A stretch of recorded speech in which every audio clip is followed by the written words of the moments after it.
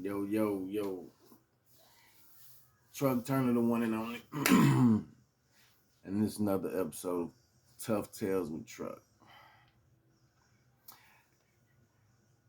Y'all gotta give me a moment to get in the groove of doing it like this because, either I'm gonna edit names or not say names of some of these people. So motherfuckers won't get booty butt hurt, and at the same time I ain't gotta worry about a motherfucker. You know? You know? But so this story right here happens in Del Valley County Jail. I get locked up. I think the situation I'm in, I'm knowing that I'm supposed to go back to the penitentiary. The county is really, you know what I'm saying, like after you get sentenced, it's just down here. You just waiting to go, you know what I'm saying? And by me coming in this situation, knowing that I gotta go, it wasn't too hard. So I'm really just in there, ready to make it, working out super tough. And a partner of mine from the streets happened to come in there. And when he come in there, of course we greet. What's up, bro, man? He tell me this hellacious story about how he got in there. And mind you, this is my homeboy. I know you. This story don't add up.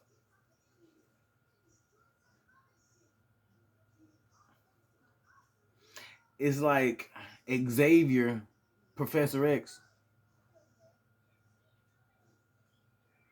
telling you he ran a marathon 3 days ago.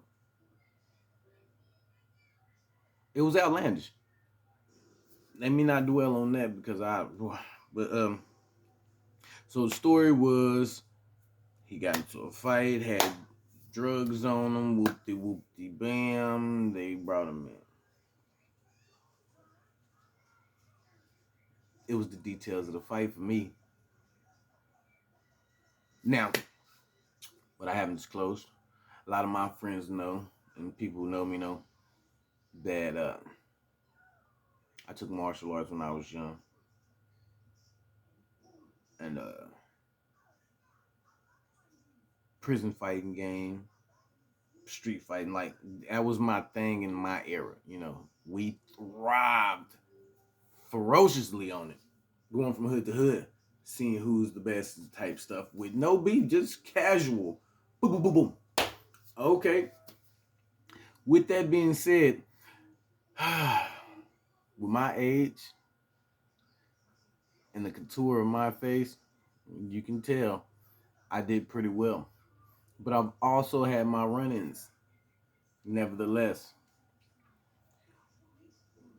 if you aren't trained in MMA in any type of way or martial arts, boxing and prison game ain't it's not good enough in comparison. Like my partner was almost like Ra's al Ghul type shit. It was deep. So I say that to say this: for a motherfucker to come to me in our city and try to talk to me about some like martial arts shit, knowing that I know most of the niggas who do that shit, it's absurd. And I didn't catch on to it at first because I didn't realize these were the characteristics of my partner. But anyway, the story involved him using some form of martial arts and this, that, and the third. And hey, we go to our cell. Some of the dudes who are around me who've been in there with me already is on some like, that's your boy? I'm like, hey man, chill. Get up out my nigga, man. Let him make it. So a few days ago, I think like it's been 2-3 days at this point. We working in laundry, trustee. Me and my boy, Hooker, we in laundry, and he discussing the situation like, man, I feel like your boy flaking. I feel like your boy adding on, because you in there. And I said, man, if he is, just chill as long as it ain't, offensive in no kind of way. So eventually we get back to the tank, and soon as we hit the doors, after we get patted down, the officer pat us down. We slide off. We just walk to ourselves, and we're in open bay because we're in working tanks. So uh, somebody yell out from one of the tanks, "Hey, truck, check your boy out." Here I come, baby. I got you. Hey, truck, check your boy out. What the fuck you mean checking? Nigga, you know who we talking about? I kid you not. My nigga is in his cell.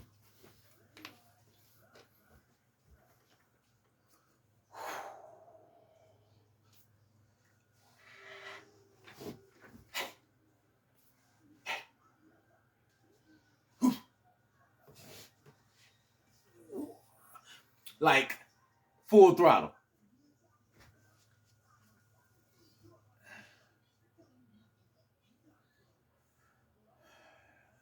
Everybody dying. He don't give a fuck. I'm lost. Because I know you. You ain't no motherfucking wushu master. You ain't even a wushu janitor. And you in here. This boy, we're losing the motherfucking mind. That's all I'm saying. So, we unracked, you know what I'm saying? Me and my boy Hook, we finna work out. We happen to have like this universal calisthenic stand, if you want to say. It had dips on one side, it had the pull-up bar on the other side, and then it had the push-up stumps at the bottom. So we use it as a circuit. Dips, boom. Next person do his dips, boom. Pull-ups. Next person do his pull-ups, push-ups, and we just work. Well, at this time, me and Hook were like the workout guys in the tank. So we're the main motherfuckers who utilize it. Not saying we boss hogged it or controlled the workout stand. I'm not saying no capping ass shit like that. I'm just saying what it is. We did the most working out. We was the short, stocky dudes in there. We knew we were going back down. We were on our shit already. So around the workout stand, there's two tables. It's one at the corner, and it's one leading back towards the rest of the day room. We hitting it, we hitting it, we hitting it.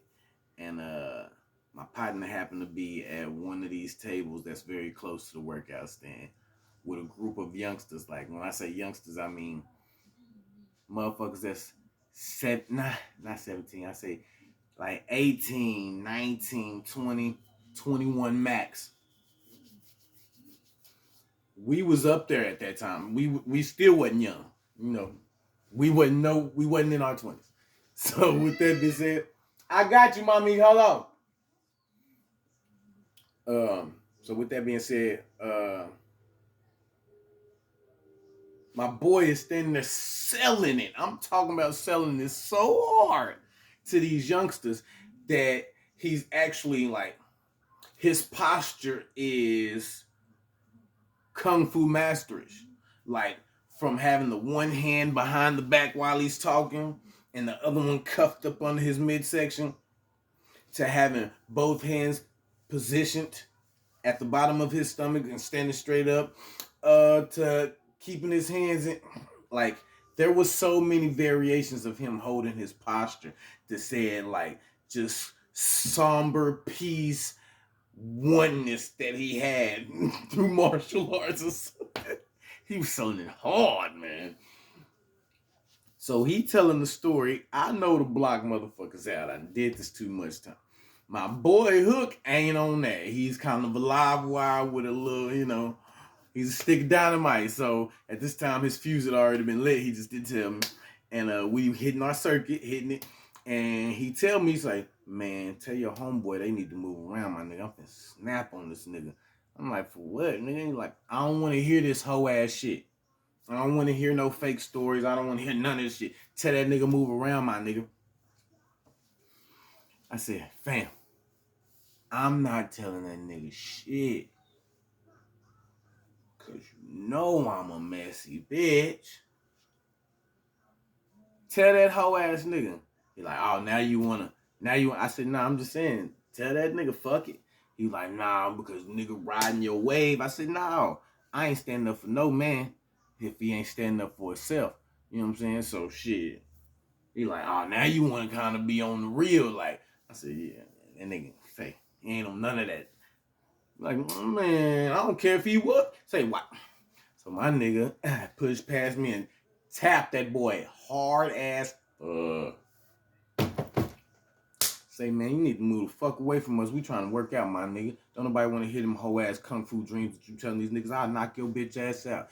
Mind you, I just said, me and my nigga is short. You know what I'm saying? We ain't tall niggas.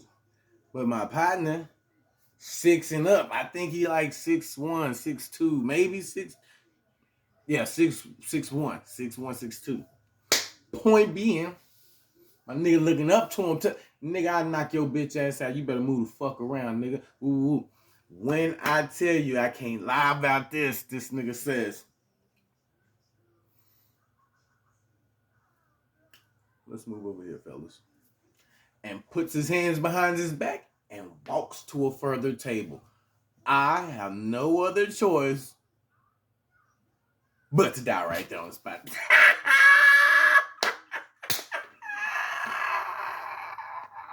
Bam!